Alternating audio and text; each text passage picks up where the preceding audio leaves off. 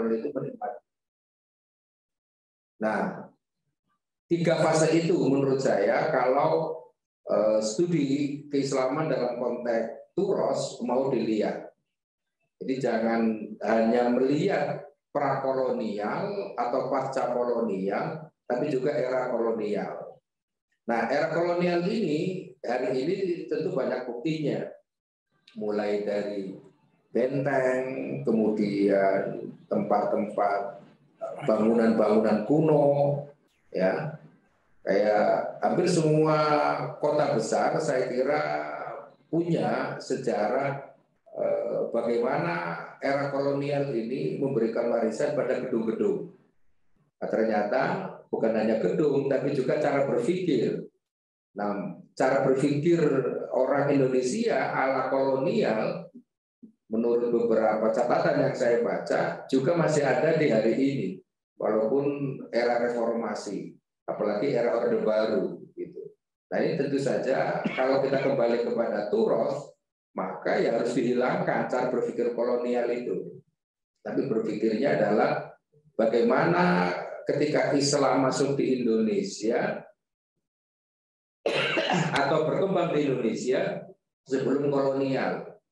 Nah, karya-karya ulama kita sebelum kolonial ini jauh lebih genuine, jauh lebih tidak ada intervensi pihak lain.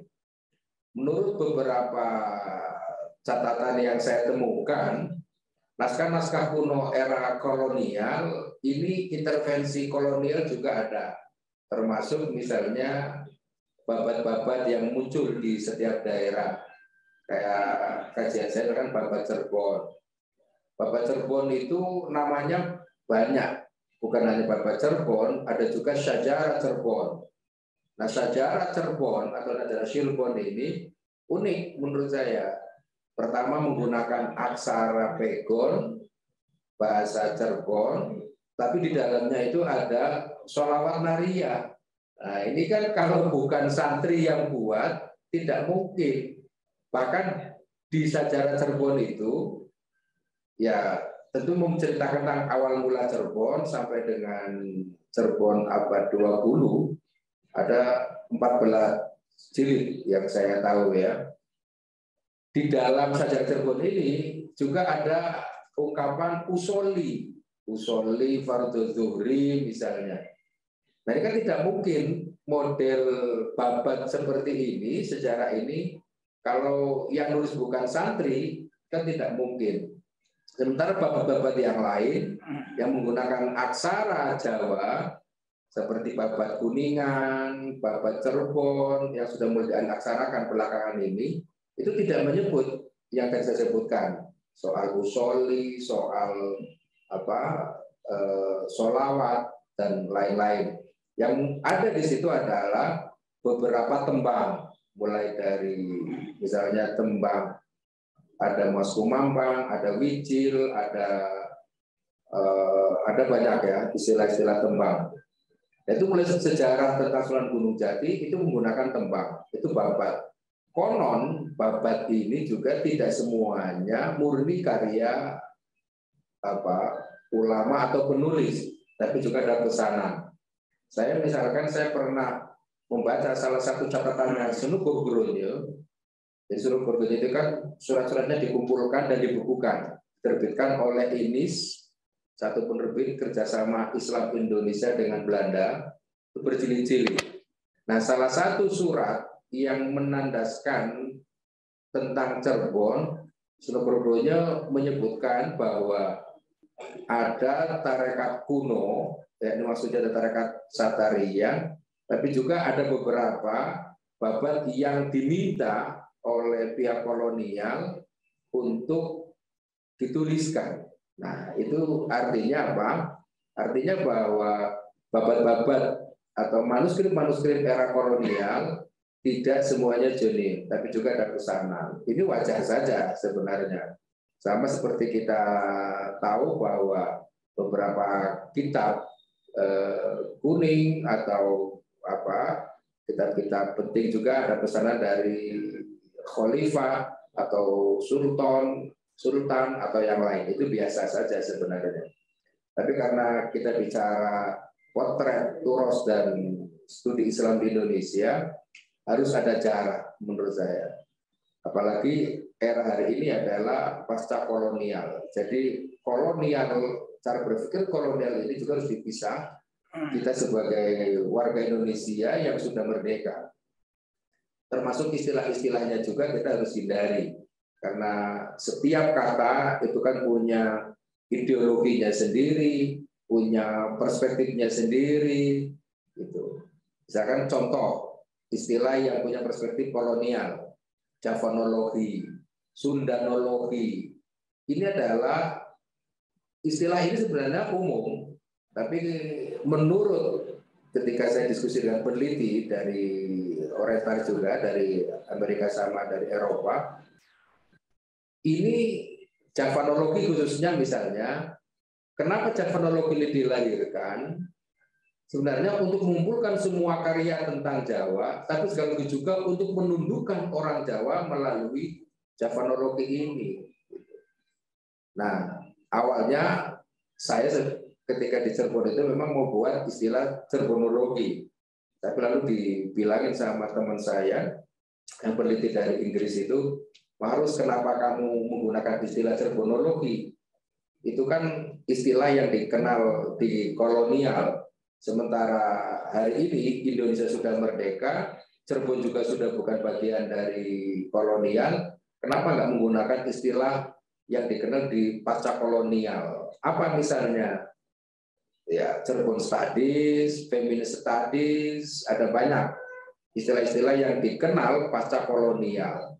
Nah, maka ketika saya diskusi dengan teman-teman di Cirebon, ya kita sepakati sebagai Cirebon Studies, bukan lagi Cirebonologi. Nah, ini yang saya sebut bahwa istilah pun hari ini kita masih terbawa era kolonial. Jadi harusnya dipisah mana istilah-istilah yang masa kolonial, prakolonial, dan pasca kolonial. Nah, istilah-istilah ini menurut saya ketika kita bicara Nahdlatul Turoth tentu relevan supaya kita jangan sampai terjebak pada paradigma kolonial misalnya. Bagaimanapun kolonialisme yang ada di Indonesia ini sampai hari ini itu masih banyak ya peninggalan-peninggalannya, sehingga ketika kita bicara tentang moderasi beragama, kemudian merdeka belajar, atau isu-isu lain yang mutakhir, itu selalu asumsinya adalah saya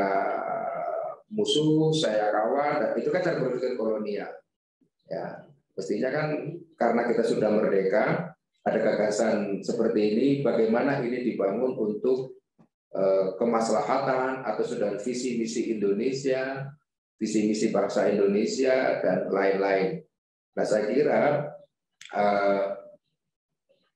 peta awal yang saya sebut di sini itu mulai dari prakolonial, kemudian kolonial, dan pasca kolonial punya konsekuensi-konsekuensi itu. Misalnya untuk prakolonial kita bisa mengenal ada beberapa tokoh, Wali Songo misalnya, ada Nadara Denpasar. Ini kan tokoh-tokoh yang kita kenal. Mereka juga punya gagasan, punya peradaban, punya karya, dan seterusnya. Dan kerajaan-kerajaan Islam. Dan ada juga campur tangan atau gagasan dari Timur Tengah, terutama orang-orang yang ketika berangkat haji. Jadi pada masa itu berangkat haji itu menjadi salah satu media yang tepat untuk penguatan keilmuan ulama-ulama Nusantara. Maka kalau orang sudah haji pada masa kolonial itu ditakutin, karena mereka kalau haji itu pasti berjejaring dengan ulama-ulama di dunia. Makanya ada ketakutan luar biasa pada suatu masa era kolonial haji itu dilarang. Beda dengan hari ini, haji dilarang bukan karena apa-apa, tapi karena pandemi. Itu kan kalau perspektifnya kolonial, kementerian atau pemerintah ini nggak setuju Islam, itu kan repot. Itu berpikir kolonial. Padahal tujuannya adalah untuk kesehatan, untuk menjaga semua, hifdzun nasal, hifdzuddin, dan seterusnya. Saya kira itu ya Tujuatul Khamas. Nah, ini prakolonial. Ada tetap ada campur tangan Timur Tengah, itu artinya Arab Saudi, kemudian Hadramaut ya dan lain-lain. Maka akhirnya ada pondok, masjid, tajuk, surau pada masa lalu itu bagian dari sistem pendidikan yang berkembang. Coba hari ini kayak Padepokan, pondok, masjid, tajuk itu kan sudah tidak menjadi bagian penting dalam konteks pendidikan. Ada pergeseran. Nah, ketika munculnya undang-undang pesantren tahun 2019, ini mestinya harus digeser lagi. Pesantren harus menjadi sentral pendidikan Islam yang tentu berbeda dengan pada masa Orde Baru, apalagi Orde sebelumnya. Kemudian yang kedua, jadi ada transmisi ilmu Arab ke bahasa kolonial kalau dalam perspektif saya. Kemudian yang pada masa kolonial itu abad 17 sampai abad 19. Karena abad 20 Indonesia merdeka ya. Saya batasi di situ. Ada banyak tokoh yang muncul, misalkan Abdul Rauf Asingkili, kemudian ada Hamzah Fansuri, Abdul Somad Al-Falembani, kemudian Syekh Nawawi Al-Bantani, kemudian termasuk Sultan Agung yang saya kira pahlawannya sampai hari ini kita kenal. Sultan Agung ini dia memang bukan pendiri kerajaan Mataram, tapi penerus ya. Sebelumnya sudah ada, tapi masa emasnya saya kira di masa Sultan Agung, termasuk kolonial habis-habisan dengan ini selanjutnya karena strategi Sultan Agung. Kemudian ada Kiai Saleh Darat dan lain-lain. Kemudian kerajaan Islam pada masa itu selain karena sudah didukung oleh kolonial, juga menggunakan model-model ala kolonial. Maka dulu itu kenapa ulama tidak mau masuk di kerajaan Islam? Bahkan ada ulama kayak di Cirebon bahkan keluar dari keraton karena keraton memang sudah dikuasai oleh kolonial. Padahal sebelumnya kerajaan Islam ini menjadi sumber tempat orang belajar, tempat orang mengadu nasib dan lain-lain. Artinya memang pemerintahan betulan. Tapi begitu kolonial ini sudah mulai berubah. Karena sistem pemerintahan atau kerajaan Islam dikesankan menindas rakyat karena ya dipengaruhi oleh kolonial. Gitu. Nah, pesantren pada masa itu kurikulumnya juga masih ya dari Timur Tengah dan lokal, tetapi biasanya pesantren selalu vis-a-vis dengan kolonial, dengan pemerintah. Nah, ini yang kemudian pada abad 20 sisa-sisa itu kan masih ada. Gitu. Bayangkan ketika misalnya Pancasila sebagai dasar negara dari tahun kan baru diterima itu tahun 84. Itu persis ketika Muktamar NU di Situbondo. Sebelumnya Pancasila menjadi perdebatan yang tidak pernah selesai. Nah, jadi kontribusi ulama-ulama Nusantara atau ulama-ulama di pesantren terhadap bangsa dan ini cukup kuat menurut saya. Nah, kalau kajian kita masuk ke situ, misalnya di abad 20 ini ada saya sebut Hadratus Syekh Hasyim Asy'ari, ada Ahmad Dahlan, ada Hamka, ada yang lain-lainnya ya. Saya kira banyak abad 20 itu, termasuk dengan yang sekarang. Nah, ada banyak pergeseran di masa ini, saya kira ketika Indonesia sudah merdeka, sudah terbebas dari kolonial, tantangannya pun berbeda gitu. Jadi apalagi Indonesia sudah mengenal nation state, negara bangsa. Di 3 periode ini manuskrip itu ada, naskah kuno itu ada, turos itu juga ada. Nah, pertanyaannya adalah siapa yang akan mengkaji? Kalau kita berharap kepada para intelektual yang ada di kampus-kampus, tentu tidak cukup waktu. Jadi kitalah yang ada di lingkungan pesantren, para santri, apalagi yang sudah kuliah di Ma'had Ali, misalnya, ya harus kembali ke sana. Kajian-kajiannya ya pada ulama Nusantara. Hanya jangan berhenti pada kajiannya saja, tapi dikaitkan dengan kajian isu global. Misalnya, ketika bicara tentang ini contoh naskah Sataria saya lah yang saya kaji ketika disertasi. Ada manuskrip judulnya Syatoria Muhammadiyah. Ini ditemukan di Keraton Keprabonan Cirebon abad 1920, awal abad 20. Nah, kalau saya hanya mengkaji naskah itu saja, tentu hanya melihat asal-usul naskahnya dari mana, kemudian isi ajarannya apa, dan lain-lain. Tapi harus dikaitkan dengan isu-isu global atau keilmuan yang lebih besar. Misalnya soal silsilah tarekat Satariyahnya. Bagaimana konstelasinya dengan Satariyah yang selama ini dikenal di Indonesia ini, kalau Satariyah pasti melalui Syekh Abdul Muhyi kalau di Jawa, kalau di Nusantara itu melalui Abdul Qasim. Ternyata naskah saya tidak melalui kedua tokoh ini.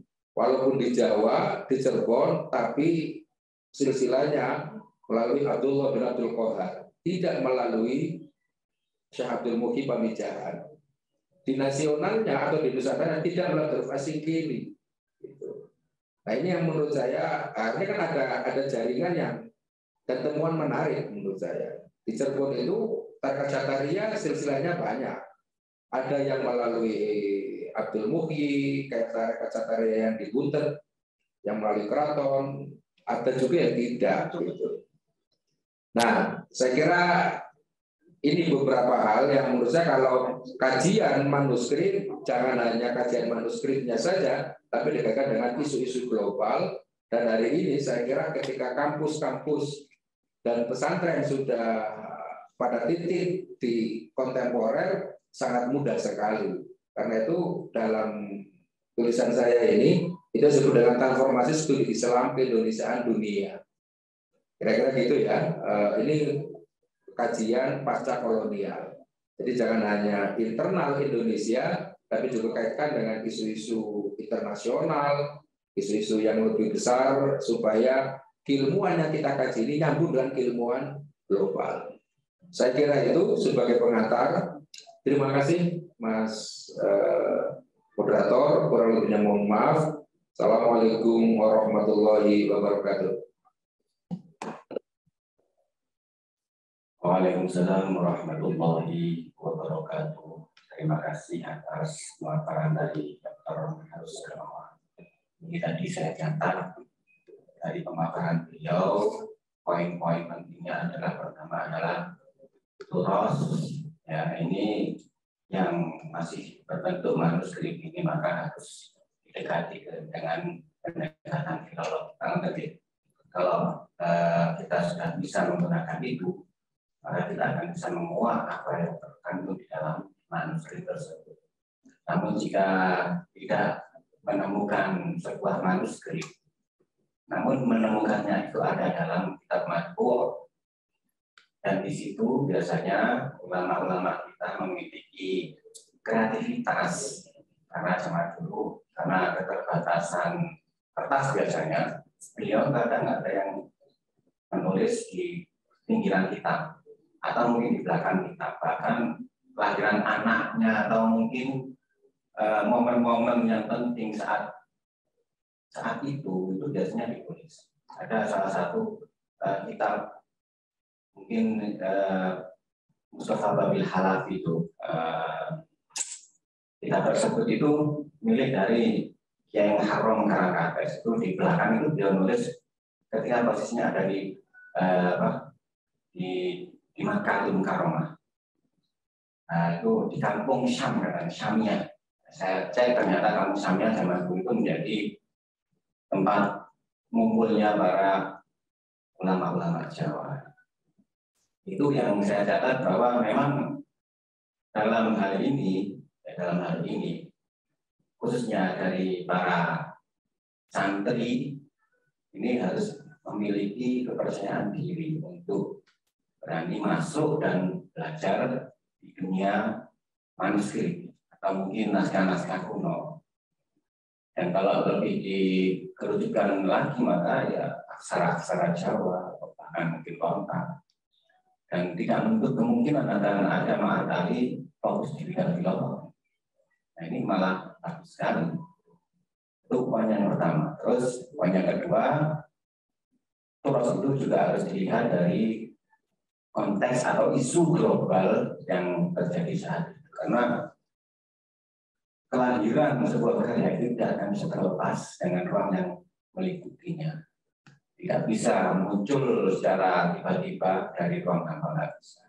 Makanya tadi disebutkan oleh Dr. Mahrus bahwa semua ini ada kaitannya dengan isu-isu yang ada di luar, isu-isu global atau mungkin isu lokal. Seperti bagaimana sikap Hasyim Asy'ari atau akhirnya bersepakat mendirikan Nahdlatul Ulama ini kan isu-isu global. Bagaimana waktu itu masifnya aliran-aliran yang muncul dan ketika Saudi dikuasai oleh kalangan Wahabi, Untak, sehingga Hasyim pun mendirikan Jamiah Nahdlatul Ulama di mana ini akan menggawangi, membentengi akidah, khususnya akidah masyarakat Indonesia. Ini 2 poin yang saya jaga tadi. Nah, ternyata ini tadi ada yang bertanya terkait pemahaman dengan tadi. Ini tadi saya catat dan saya catat mungkin bisa dengan respon langsung ya. Pertama adalah naskah-naskah kuno tulisan tangan ya yang ada di Nusantara itu yang telah ditemukan selama ini banyak mana, antara yang kontennya asli murni karya beliau atau hanya merupakan tulisan ulang atau kutipan atau mungkin salinan dari kitab sebelumnya. Karena leluhur kita zaman dulu saya ingin membalah atau mengorek kitab atau mengaji pakai teks, maka mereka mau nggak mau harus penulis tangan karena belum ada kitab. Ini pertanyaan pertama. Lebih banyak mana gitu, antara tulisan yang ori, yang genuine, dan yang hanya mengutip dari beberapa. Ini pertanyaan. Terima kasih. Ya kalau pertanyaan banyak mana, tentu saya tidak tahu banyak yang mana ya, karena saya belum tahu persis juga mana yang ori dan mana yang salinan, sejumlah seperti apa. Saya kira belum pernah ada riset yang bisa membuktikan bahwa lebih banyak yang yang salinan. Itu kan tadi maksudnya salinan kan. Karena belum ada fotokopi, belum ada penerbitan dan lain-lain. Justru ini menurut saya tantangan kita. Ketika kita sudah mulai senang kepada turos, mari kita bareng-bareng gitu. Kalau yang saya tahu, kalau di Cirebon, saya tidak bisa mengatakan di tempat lain. Di Cirebon itu memang ada salinan, kemudian juga ada karya ulama Nusantara, dan itu baik dalam bentuk primbon. Ini primbon ini jangan dipahami jelek ya. Saya selalu mengatakan, primbon atau yang semacamnya itu ya ada banyak istilah-istilah lain yang dianggapnya ini tidak Islam. Primbon itu kalau dilihat di dalamnya itu ada doa-doa, ada sejarah, ada ajaran.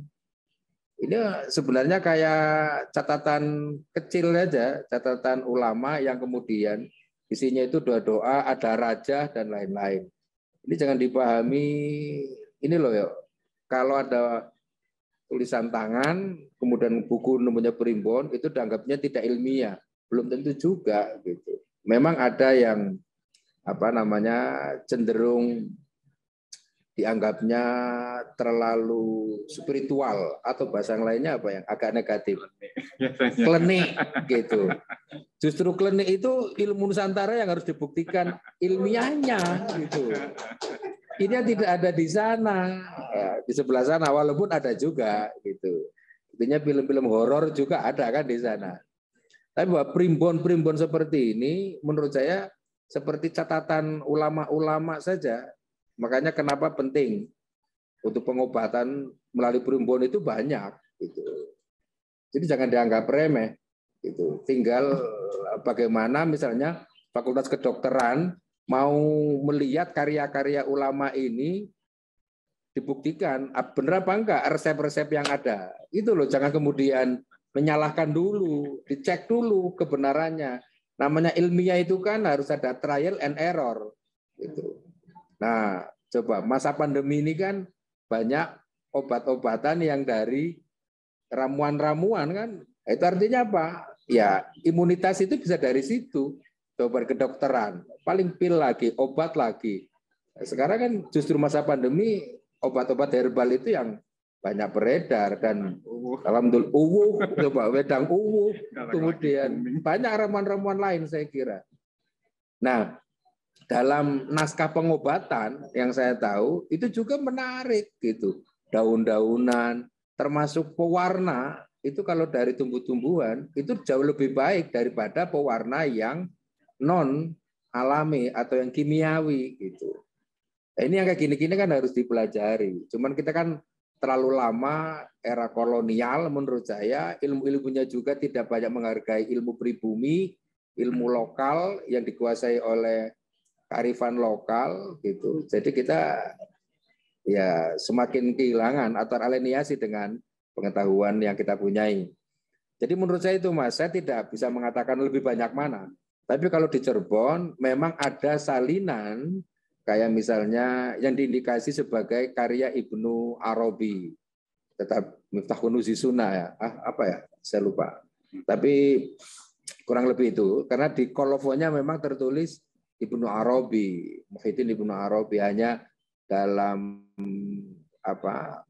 karya-karya Ibnu Arabi di tempat lain nama kitab ini tidak disebutkan. Jadi apakah benar-benar ini karya Ibnu Arabi atau yang lainnya gitu. Tapi jelas memang di kolofonya itu Ibnu Arabi dan ditemukan di Cirebon.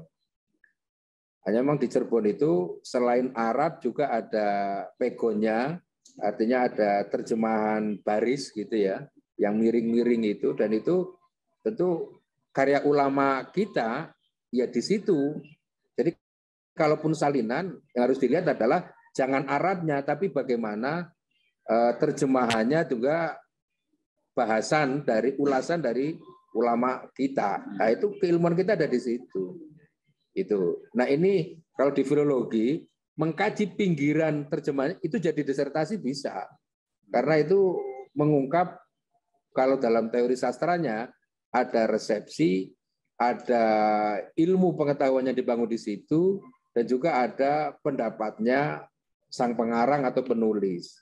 Jadi bisa dibedakan mana yang hanya menerjemahkan, mana yang tafsir, mana yang ulasannya. Itu kalau dikaji lebih serius, tentu bisa menjadi pengetahuan baru. Jadi Kiai A ini punya pandangan begini-begini yang berbeda dengan kitab yang disalinnya. Nah, kalau ada kesimpulan seperti itu kan menarik. Hanya kan kita masih belum gitu loh. Kita masih wah dengan karya-karya ulama Arab gitu. Coba yang mengkaji tafsir Ibris misalnya sudah ada berapa gitu. Tapi yang mengkaji tafsir Jalalain, tafsir Munir itu kan banyak banget gitu. Itu yang menurut saya dalam ranah studi Islam juga harus dialihkan ke sana. Maka ketika saya ngajar di S2, S3 Unusia, saya kira satu-satunya Fakultas Islam Nusantara di Indonesia ya, itu ada di Unusia. Saya selalu mendorong cari karya ulama, lalu diungkap konteksnya dan diambil gagasannya, lalu kaitkan dengan pemikiran-pemikiran global dengan isu serupa, dengan perspektif yang kita bangun. Gitu. Soal teorinya silakan saja, mau menggunakan teori apa sangat bergantung dengan isi buku itu apa. Gitu, ya. Kalau menurut saya gitu Mas. Jadi pertanyaannya jangan lebih banyak mana. Emang kalau tahu lebih banyak terus mau ngapain? Ya itu. Apa kalau menganggap bahwa ulama kita nggak kreatif? Belum tentu juga gitu. Ya. Jadi dan di Melayu misalnya itu juga banyak karya-karya berbahasa Melayu. Memang ada salinan, tetapi tidak semuanya salinan. Apalagi kalau di sastra ada hikayat, ada ini itu kan bukan terjemahan, bukan, tapi adalah biasanya kalau dalam teori sastra Abraham menyebut sebagai apa namanya ada ya kemiripan, tapi sesungguhnya berbeda gitu. Karena dalam sastra itu tidak ada yang sama persis, tapi juga tidak ada yang berbeda banget. Ya, itu yang dalam sastra kan selalu ada kesamaan, ada kemiripan-kemiripan itu. Itu sah-sah saja sebagai sebuah gagasan. Artinya itu ya. Jadi justru itu kalau kita mau menelisik dalam konteks turut, ya di situ menurut saya. Tapi jangan terjebak dengan, oh ini salinan tidak penting, belum tentu juga. Gitu. Ya, jadi terkait pertanyaan pertama tadi memang kita harus jeli, ya. Apalagi kalau teman-teman ini suka sekali membaca literatur. Kalau mungkin bisa melihat marojik yang banyak di dalam perpustakaan, biasanya secara otomatis tahu bahwa oh ini mirip dengan kitab ini, oh beliau menukil kitab ini. Bahkan bisa jadi ketika beliau mengutip atau menyalin kitab dari siapa gitu, maka ada kecenderungan dialognya biasanya dekat dengan syekh yang diikuti, biasanya seperti itu ya. Jadi itu adalah hal yang wajar ya mantan ego. Jadi kalau untuk banyak mana itu ya kembali lagi sebanyak mana pula kita itu merawat dan menjaga turas kita. Ya. Jadi selanjutnya pertanyaan yang kedua, ini kok wadah tapi saya pilihkan hanya sampai 3 lagi.